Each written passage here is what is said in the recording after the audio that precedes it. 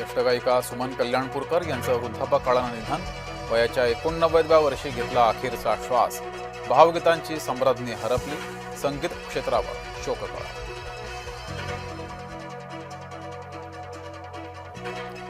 महायुतीमध्ये रायगडमधील जागेवरून तणाव कायम. एकनाथ शिंदे अजूनही वेट अँड वॉचच्या भूमिकेत. रायगडमधून महेंद्र दळवी माघार घेणार नसल्याचे संकेत. कोकण मतदारसंघाच्या बदल्यात शिवसेनेनं पालकमंत्रीपद घेतल्याची चर्चा. भरत गोगावलेंचं पालकमंत्री बनण्याचं स्वप्न अखेर पूर्ण होण्याच्या मार्गावर. जनरल NS राजा सुब्रमण्यम भारताचे नवे CDS. सुरक्षा दलांमधील मोठ्या सुधारणा आणि समन्वय वाढवण्यावर भर देणार. पदभार स्वीकारल्यावर सुब्रमण्यम यांची प्रतिक्रिया.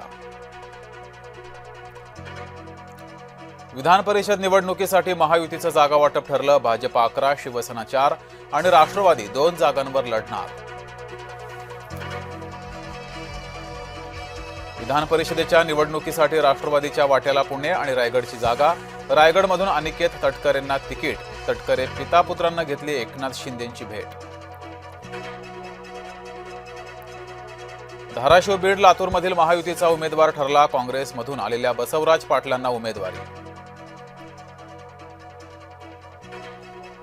जळगाव विधान परिषदेची जागा अखेर ठाकरे गटाकडे. शरद तायडेंना उमेदवारी जाहीर.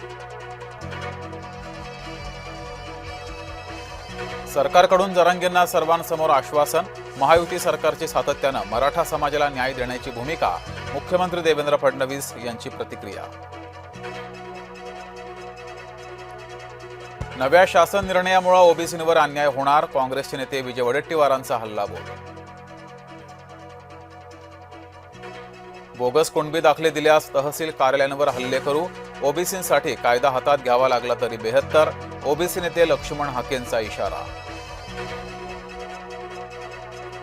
पुण्यामध्ये युवक काँग्रेसचा मशाल मोर्चा. परीक्षा घोटाळे, पेपरफुटी, बेरोजगारी विरोधात सरकारचा निषेध. केंद्र सरकार विरोधात जोरदार आंदोलन.